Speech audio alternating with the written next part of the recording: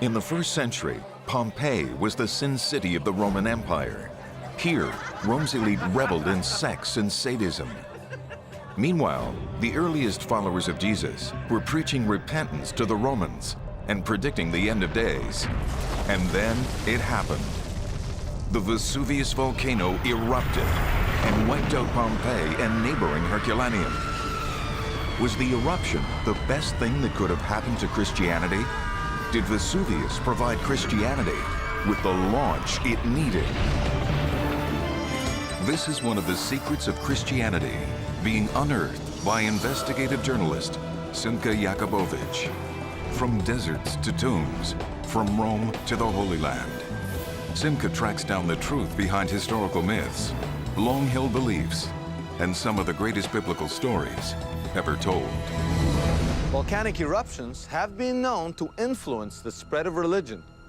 During the biblical Exodus, it is said by many that the eruption of Thera in Greece helped Moses by generating catastrophes recorded in the Bible as the plagues. In modern times, the eruption of Krakatoa caused millions to convert to Islam, making Indonesia the most populous Muslim country in the world. But what about Christianity? Does it have its own volcano? I think it does. On the morning of August 24th, 79 AD, the people of Pompeii woke up thinking that it was just another day in this playground of Rome's elites. But by 10 a.m., a slight ash started to cover everything. By 2 in the afternoon, the ash turned coarser, driving people indoors. Others started fleeing the city, but it was too late. By 7:30 the next morning, the volcano sent a gas cloud 20 miles into the air. Boulders of fire then rolled down the side of the mountain, incinerating everything in their path. The bodies of the inhabitants were trapped in cocoons of hot ash, creating these casts that would immortalize the dead. As it turns out, the eruption may have been the catalyst for the spread of Christianity in the Roman Empire. To understand why, we're on the trail of a 2,000-year-old mystery. The investigation begins in the city of Herculaneum, also buried by the eruption.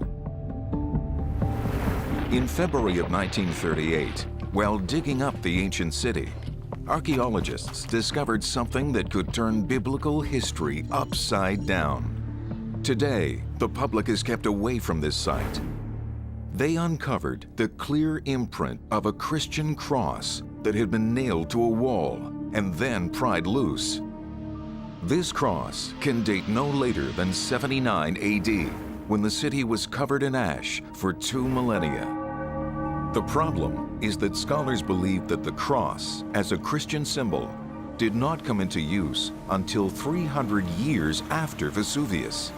Few people want to challenge this opinion, and yet, in a city that was covered in ash, less than 40 years after the crucifixion of Jesus, here is a cross, seemingly treated as a Christian symbol. How could that be anything but a cross? You see actually where it was bolted?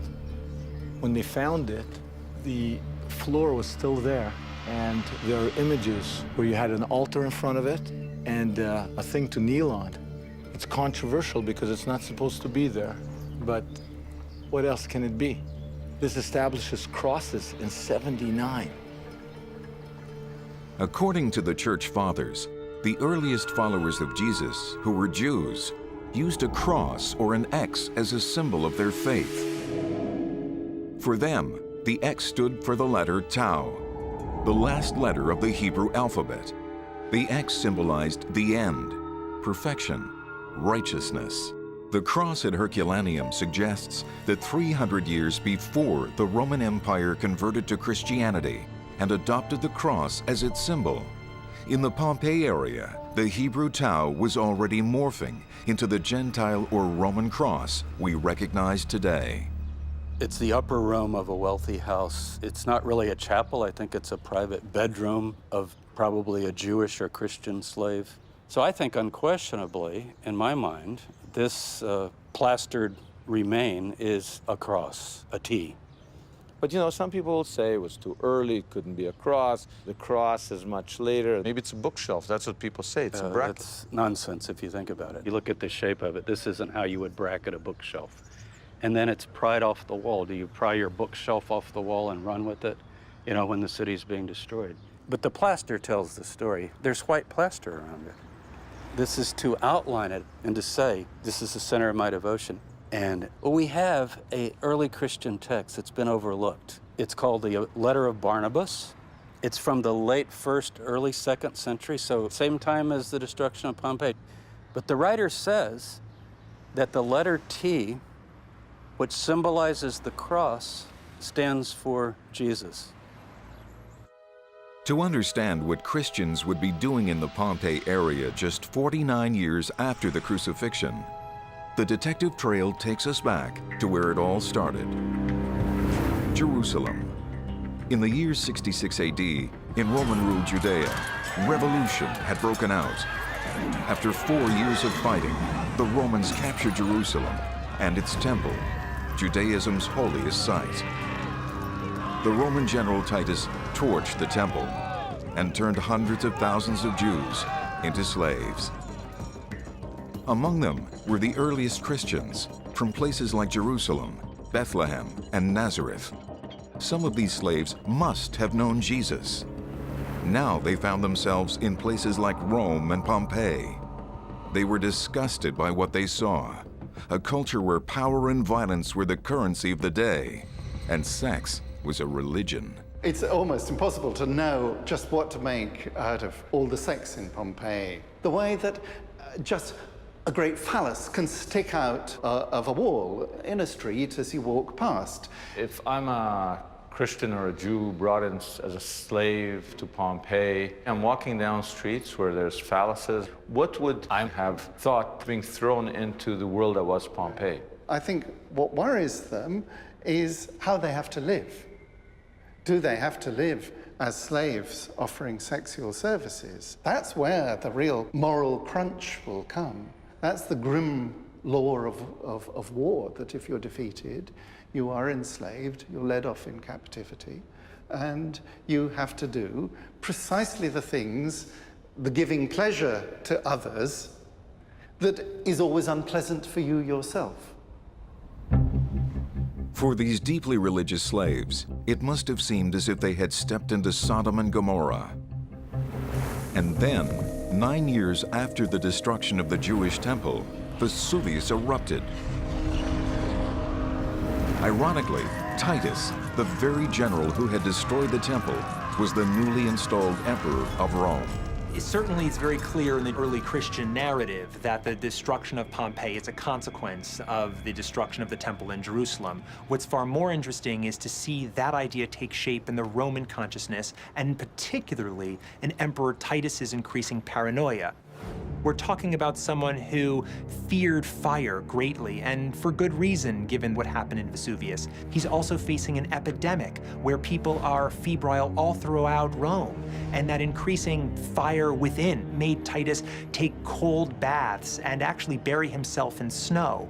It was as if he was trying to fight back the force of fire itself, because he felt as though there was something he had not fully extinguished in the Temple of Jerusalem, as though this last ember of spirit had survived, and the wrath of the God of Israel was coming for him.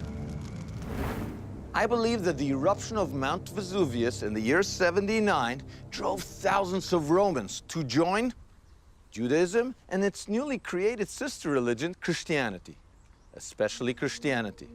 So I believe that while Paul gets all the credit, it's really Vesuvius that launched Christianity into a world religion. To test my thesis, I've set up a roadmap. I have to find evidence right here that there were Jews in Pompeii prior to the eruption. Why Jews? Let's remember, at the beginning of the movement, they were all Jews, including Jesus and all his disciples. And secondly, I have to find evidence that these newly minted Christians, so to speak, warned their pagan Roman masters of the impending disaster. Why did they have to warn before? Well, because otherwise, the Romans wouldn't have seen the eruption of Vesuvius as divine punishment. So let's test the theory and follow the trail of evidence. We begin with the New Testament, The book of Acts describes the missionary journeys of the Apostle Paul. There, it states that he made a point of preaching in busy harbor towns where new ideas would quickly spread. He actually describes coming here to Pozzuoli, the harbor of Pompeii. Scholars believe this journey happened around 60 AD, 6 years prior to the Jewish revolt against Rome, and 19 years before the eruption of Vesuvius. During the beginning of the 1st century, all the traffic that came from all over the Mediterranean came here through Pozzuoli. So in the book of Acts, when Paul lands... He's landing right here.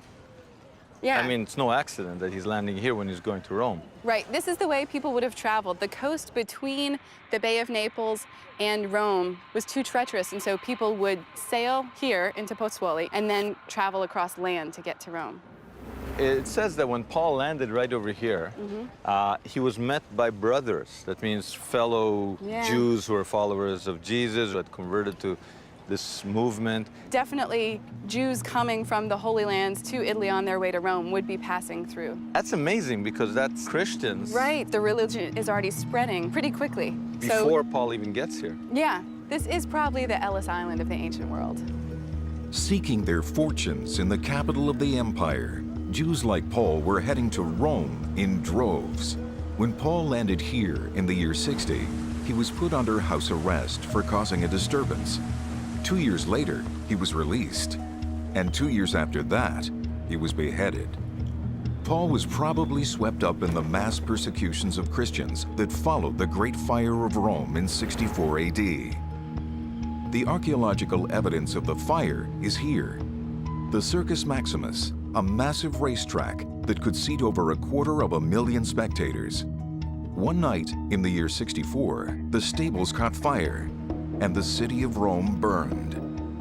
The response to the fire tells us there were already a lot of Christians in Rome prior to the Vesuvius eruption. So this is a fire that destroyed 3/4 of the city. This is where Nero, according to legend, was fiddling while Rome was burning. Yes. What does Nero do afterwards? Well, he blames the Christians for the fire. Now, the thing is, for Nero to blame the Christians in 64, there's got to be enough of them to make that accusation credible, right? That's what's amazing. I mean, here we are only in 64. In 64. 30 years after the crucifixion. And here we have him being able to say, this is a group that's substantial enough, you all know who they are, and you all know that they're troublemakers, they're doing illegal things, and they're the ones who are responsible for this. These early Christians, like Paul, who were blamed for the fire of Rome, were beheaded, fed to lions, and crucified for pagan Roman entertainment. 2 years after the persecution of the Christians of Rome, the Jews of Judea rose in revolution. 4 years after that, they were defeated.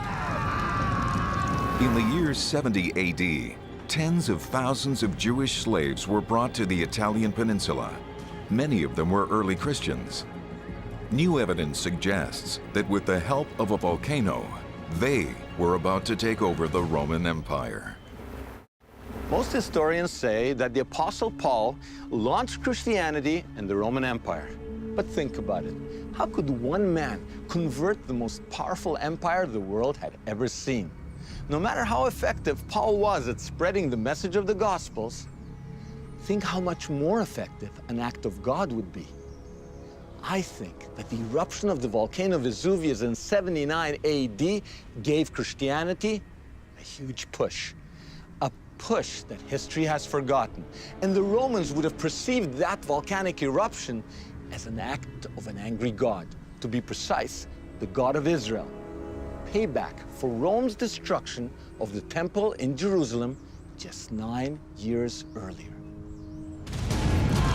At that time, the Romans torched the Temple of Jerusalem and took tens of thousands of Jews to Rome as slaves. Many of these Jews were early Christians. To commemorate the victory over the God of Israel, the Romans built a number of monuments, including the Colosseum. They used Jewish and Christian slaves, financing the project with monies plundered from the temple.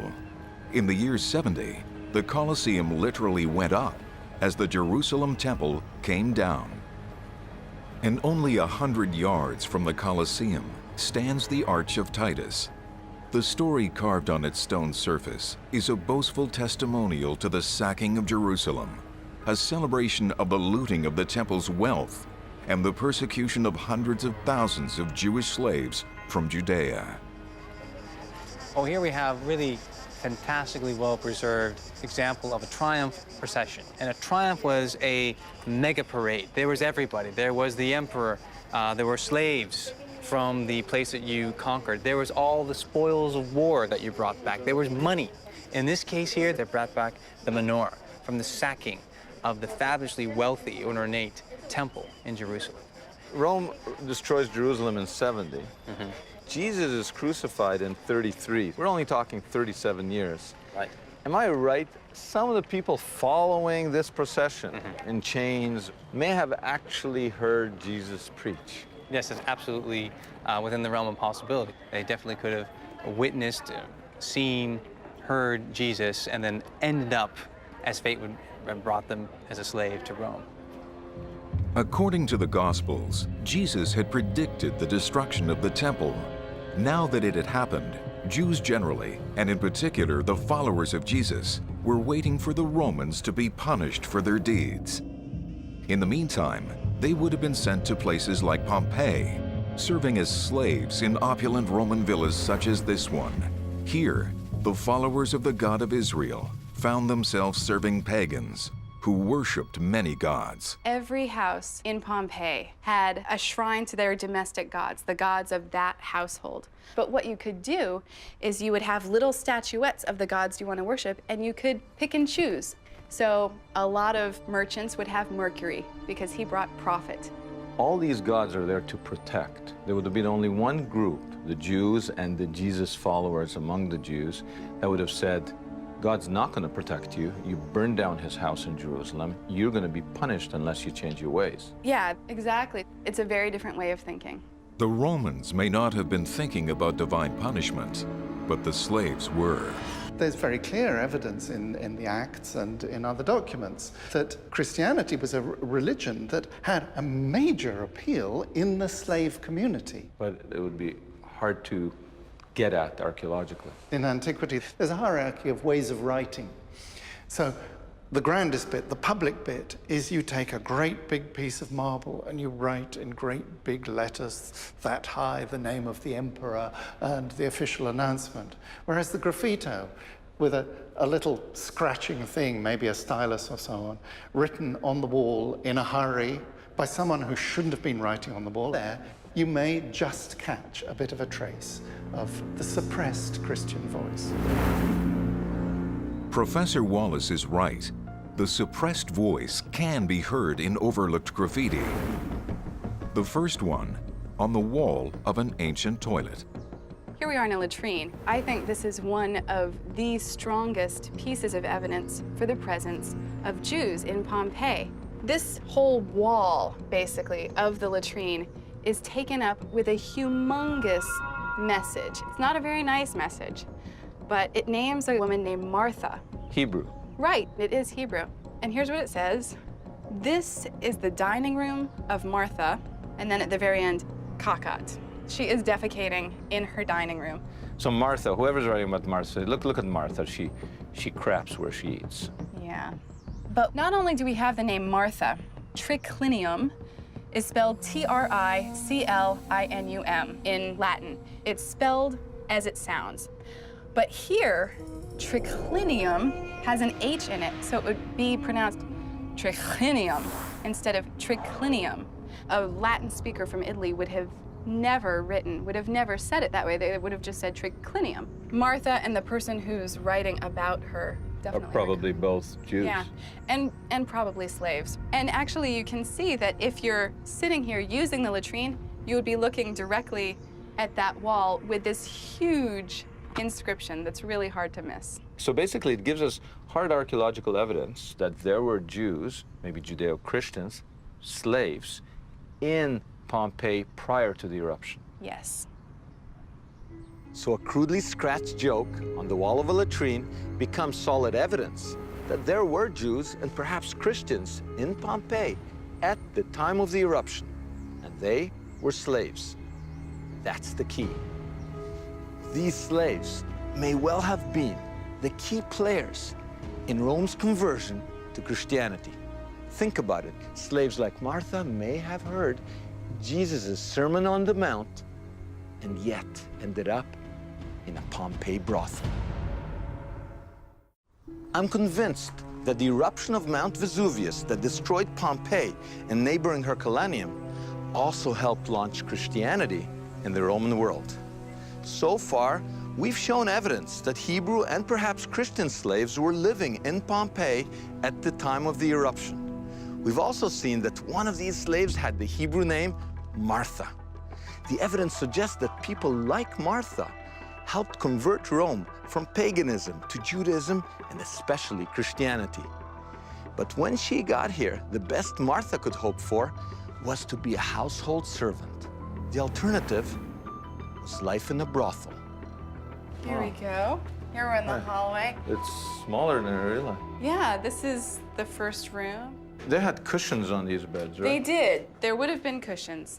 Pompeii was a really busy city with people traveling through, and this was a place where you could meet people from all over. Are these free women or slaves? These are probably slaves. I know some people see this as erotic. It's quite violent. Well, if you were a slave in the ancient world, you really didn't have much control over your life. So it was certainly not a very nice existence. But is there any evidence that some of these women who ended up in this brothel were Christians, brought as slaves after the fall of Jerusalem? Just across the street, there is a building known as the Hotel of the Christians. And we're heading into the atrium. This is called the Hotel of the Christians, partly because there are many small rooms around the atrium, so it's thought that this could have served as some sort of hospitality establishment, but of the Christians, because very early on in 1862, there was discovered a very enigmatic graffito. But there's this one word that has fascinated everyone, Christianos. This charcoal graffiti had been preserved under ash for 1,800 years until archaeologists uncovered it. Exposed, it became susceptible to the elements. Because it was written in charcoal, it just needed a few rains and some sun, and it disappeared within 2 years. But in the short time between its discovery and its disappearance, there was only time for 2 experts to make tracings of it. So everyone has been working off of these tracings that were done in 1862. Then it would be the earliest archaeological attestation to the word Christian anywhere. Christianos, yeah, as an identity. Now, the problem was that nobody could make heads or tails of it, correct? Pretty much. There's a lot of writing, obviously. It's more than one word, but the writing around it seems to be pretty puzzling. And gibberish. So in 1926, Professor Newbold comes up with the idea that what? Comes up with the idea that we have an inscription that mentions Christianos that is transliterated Aramaic, and it's written in Latin characters. Aramaic is a Hebrew-like language that Jesus spoke. According to this theory, to understand the inscription, all we have to do is swap the Latin letters for Aramaic ones. When you do that, you know, I can even understand from modern Hebrew, it says, a strange mind has overtaken A, doesn't mention who A is, who is now being held as a prisoner among the Christians. Now, that makes a bit of sense to me. If you come with a bunch of guys to a hotel across the street from a brothel, and suddenly one of the guys you're expecting to party with disappears. He's not doing that anymore. He's seen the light, he's born again. You may very well scratch on the wall. He's being held prisoner and missing all the fun.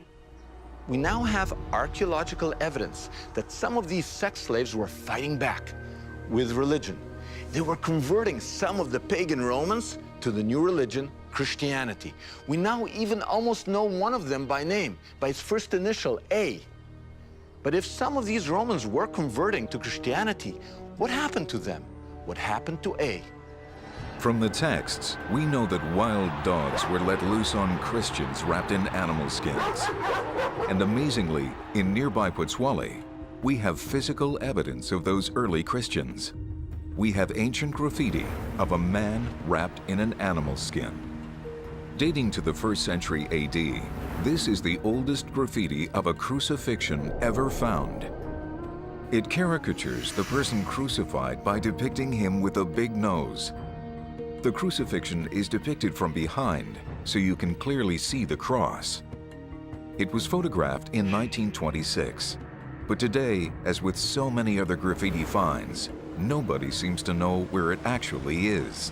Following the original archaeological report, which states that the crucifixion was scratched on an ancient tavern wall, Simca and Rebecca set out to find it. It's like one of the earliest crucifixion thing. I thought we could just drive up to it. No, I mean, all the authorities I've been talking to, they know nothing about this thing. So I would suggest, let's try over here. Okay. Let's try. Hanno trovato qui, in questa zona, una serie di taberne. Che arriva vicino alla posta. Ok. Oh, Pergolisi is there. Grazie, Grazie. grazie. Mille grazie. Bene. Ancient, antiqua. Romana antica. Reperto archeologico. Ok. Probabile segreto, c'è anche la tabella là seguita. Ok, perfetto. Qua subito a destra. After a few wrong turns, the investigators think they've finally found the network of ancient taverns. These are definitely Roman ruins Oh, look, because you this see is plaster. so huge. Yeah, there are probably taverns all over the place. So you're under some building and you've got Yep. a Roman basement. Yeah, what would be interesting is to, if we could go in, walk through that little hallway there and see if that's in fact just one room back there or if it's connected to other space. Right, it looks pretty... Wait. Hey. Nothing like trying the door. I think we're getting in. Here, follow me. You know, a flashlight is the archaeologist's best friend. Ah, great, here we I just are. happen to have one. It's not open to the public. No, and the rooms just keep going and It going. just keeps going, yeah.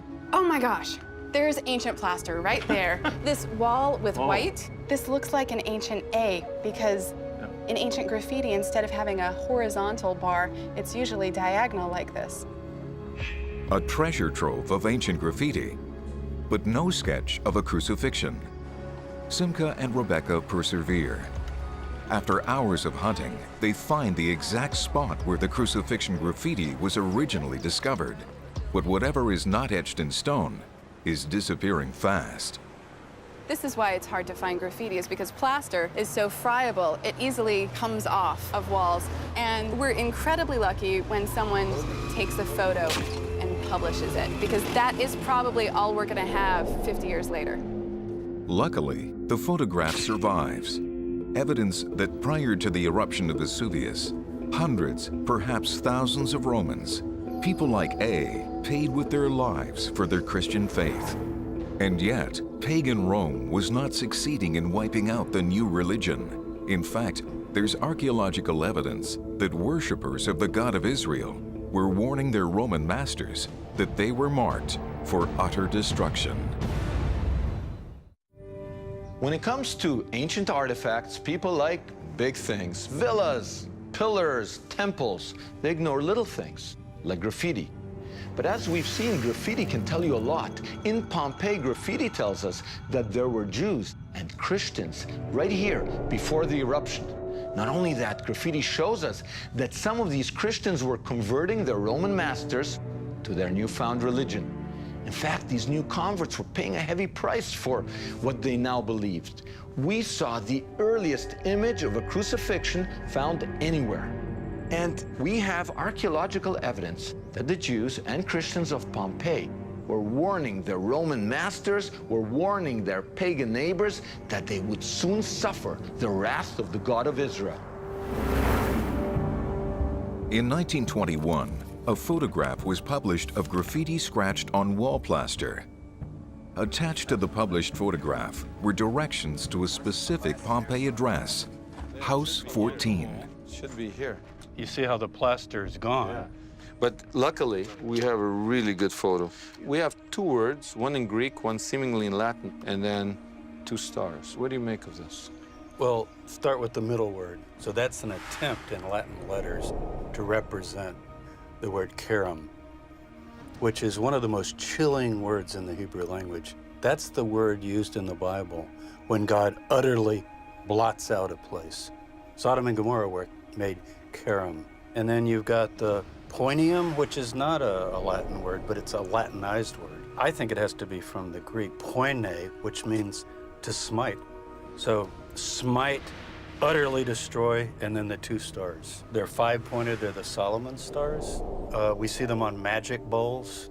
What it shows us is that people in this culture, particularly Jews and Christians, were warning their friends and neighbors and saying, just wait.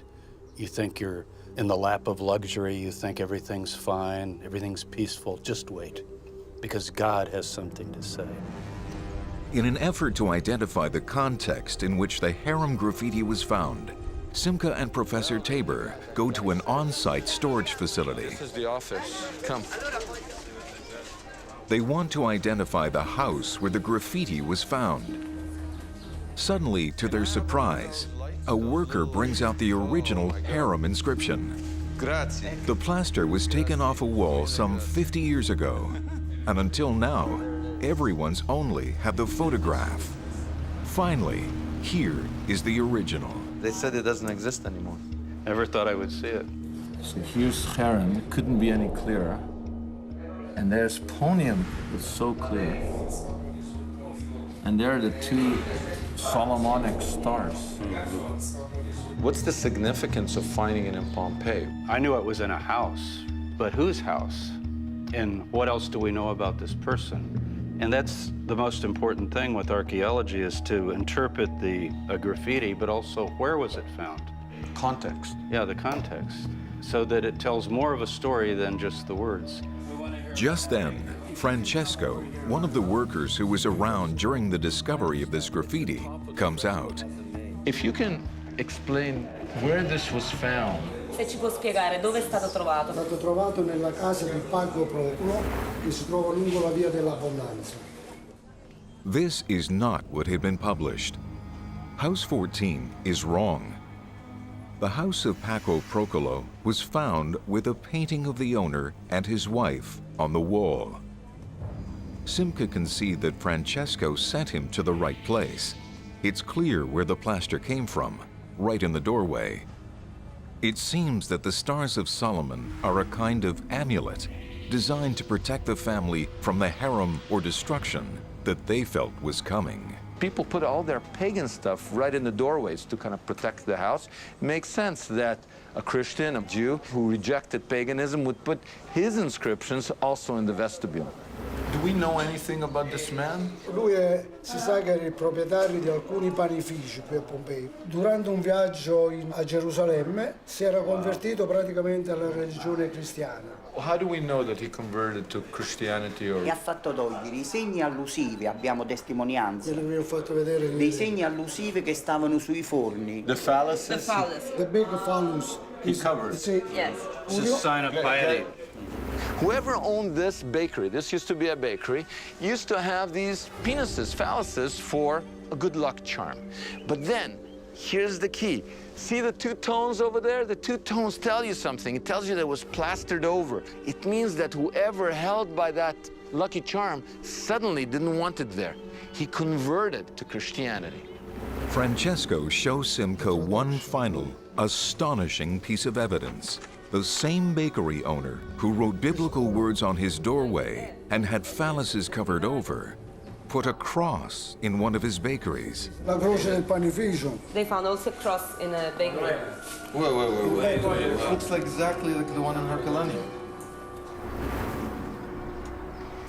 The significance of this cross here, it's graffiti.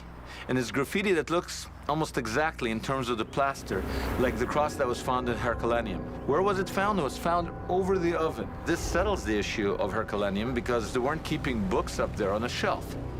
It must have been a religious symbol.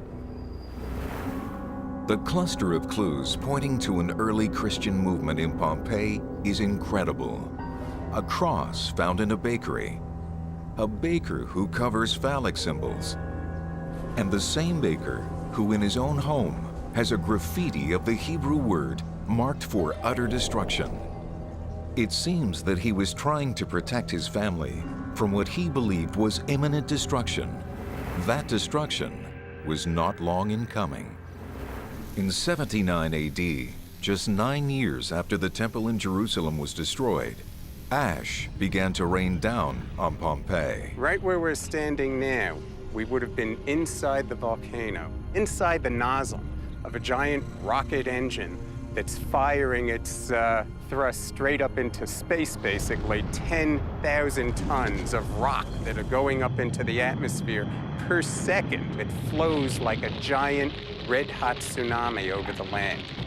And the cloud itself is hot enough to radiate enough heat to ignite the trees that are pinwheeling toward people. If you saw this thing coming, you would try to get away, but you just did not have a chance. To experience the devastation from the perspective of a Pompeian family, Charles Pellegrino takes Simca from the mouth of the volcano to a middle-class home on the edge of the city. So, Charlie, what's the significance of this place? Some of the Roman letters and writings that have survived, specifically Pliny the Younger, who was 17 years old at the time, he gives us the time of the start of the eruption, around lunchtime. And what we're seeing here is the relatively gentle eruption. You have people who are able to climb up on top of the pumice, hoping that whatever is going on, it is going to slow down, it's going to stop. It's almost like people at a flood. You keep trying to go higher, Right. and then you hope it stops, and then you're gonna drain. Right, and right on top of this very sequence higher up, we find the people themselves. Okay, now let's follow in the footsteps of the family. Okay. Take us right up. Perhaps the people are able to make some kind of rudimentary shelter, which is suggested by the wood that we see here. Herculaneum dies between 12 and 1 a.m. The first surge cloud goes right through Herculaneum, hotter than steel emerging white hot from a furnace. And within about a 3-second period, every person, every animal, every plant, the termites and even the bacteria are instantly carbonized. Over here in Pompeii, life still goes on for a while. But at about 7:30 a.m., the fourth surge cloud. This is right here. Right here, literally megatons of it, and it surges across the ground like a tsunami made out of ash. And here the people would have died in a time frame within 2 seconds, possibly less than 1 second. These are the people who were able to climb up on top of it. Here you can even see one figure that's putting an arm over another figure. There are skeletons inside every one of these casts. Now this is very, very sad because it looks like somebody's sheltering maybe a child and a parent. Well, what we have here, we won't know until we x-ray this one. Oh my God. But it could be bloating or it could be a man trying to shelter from the ash, getting into the mouth of someone who is pregnant. The minute you said that, I suddenly realized Yeah. we're looking at a pregnant woman and her husband is trying to shelter her. Yeah, and it speaks for us all, you know, that in a moment like this, you have this moment of mutual human tenderness that might be a different civilization, but these people are us. A few weeks after the eruption that may have killed as many as 20,000 people, an overwhelming number by ancient standards, Pompeii was a cold corpse of a city. People had died where they were. Thousands of bodies lay in their homes and out in the streets. The whole city was buried in small pumice stones and ash, up to the top floors. But there is evidence that after the eruption, Romans from other towns tunneled down to floor level, crawling on their hands and knees, coming face to face with the destruction. The tunnelers recorded their interpretation of the events as the wrath of God. Post fata novissima, after the most recent fata, the sun strengthens these pleasing to God people against the cold people. Almost like a biblical reference, that this is punishment, divine wrath. There are those people, and this is a very biblical terminology, who are pleasing to God. And there are those people, the pagans, who are not pleasing to God, and they're dead, they're frozen. You can literally see the wrath of God. Strikingly, the eruption of Vesuvius parallels a much earlier story that Jews and Christians knew all too well: Sodom and Gomorrah. Sister cities whose inhabitants were notorious for their sexual deviations.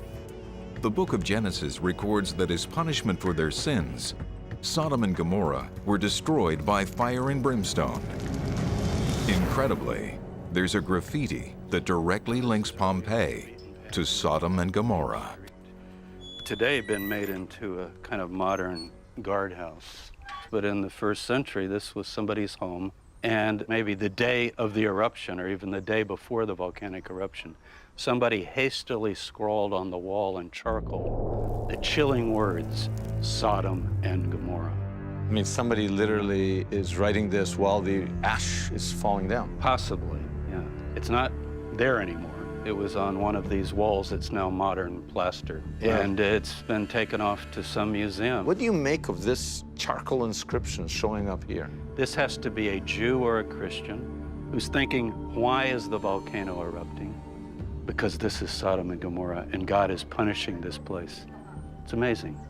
Aren't we imposing our view how they would have interpreted it? What do we have that says, you know what, now we know that Christians and Romans interpreted the eruption of the Vesuvius as the divine wrath of God? In the last book of the New Testament, the book of Revelation, if you read that, it has to be a description of the destruction of Pompeii. Now, wait a minute, you telling me that Pompeii is mentioned in the New Testament, not by name. What the text says is Babylon is going to fall. Babylon means Rome. So it's everything from the city of Rome, the culture of Rome. But the date of that text is from the time of the Emperor Titus, and it's around the year 79 this text is written. And it talks about the city will be destroyed in 1 hour. The smoke of its burning will be seen in the harbor, and mentions fornication and immorality. Allegorically, this is Sodom and Gomorrah. what you're suggesting is that hiding in plain sight in the New Testament itself, the interpretation was that this is divine retribution. They saw the burning of Pompeii as the beginning of the end. As Rome is headed down, how do we know? Because God burned it in a single day, like Sodom and Gomorrah. And that's what happened, right where we're standing. I can just imagine a slave from the Holy Land cringing in a corner. There's nowhere to run, and ash is raining down. He or she, someone like Martha, would have seen the glory of the temple in Jerusalem and its destruction. Then in Pompeii, as a slave, they would have witnessed and maybe even experienced violence and orgies.